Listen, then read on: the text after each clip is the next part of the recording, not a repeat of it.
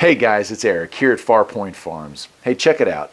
If you've been following my channel for any amount of time, you know that I am into all things radio. Whether it's CB radio, GMRS radio, ham radio, or shortwave radio, or broadcasting on the radio, I'm into it.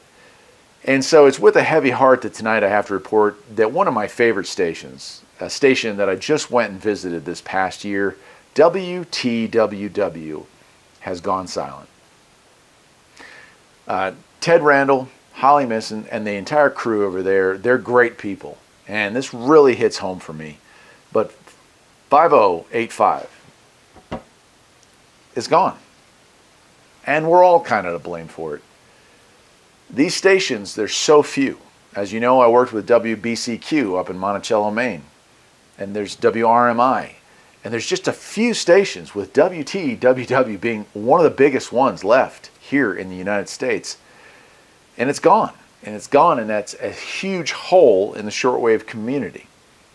Ted and his crew over there did great things, playing classic rock from the 60s and 70s on a shortwave station and making it sound great.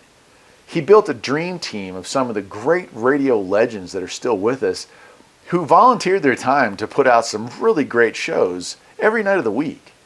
He also did ham radio shows. He also did some paranormal related shows. He was a friend of Art Bell's. He was a friend of Eugene Scott.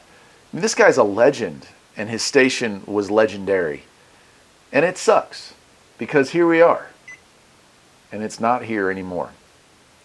Now, the sort of good news, if you want to call it good news, you can, is that he is continuing to stream both channels. Both transmitters have gone dark now, but both of them are streaming. So the signal's not gone forever. But the cost of operating that incredible transmitter site that I filmed, and you can go back and take a look at the end of this video, I'll leave a link to it.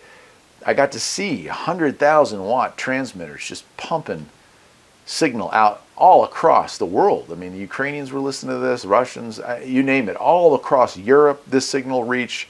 Signal, of course, here in the United States and down into South America, as well as up into Canada, was just incredibly strong.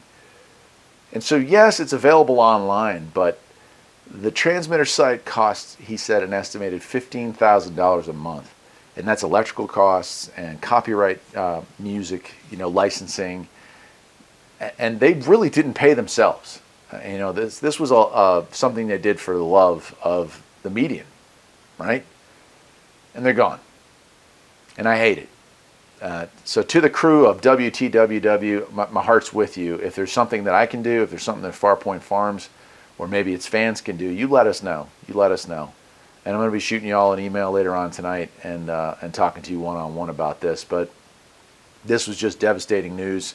A loss of one of the few great remaining stations here in the United States with worldwide coverage. And it's gone silent. It's a short video, but it's one I needed to make. Till next time, my friends, take care.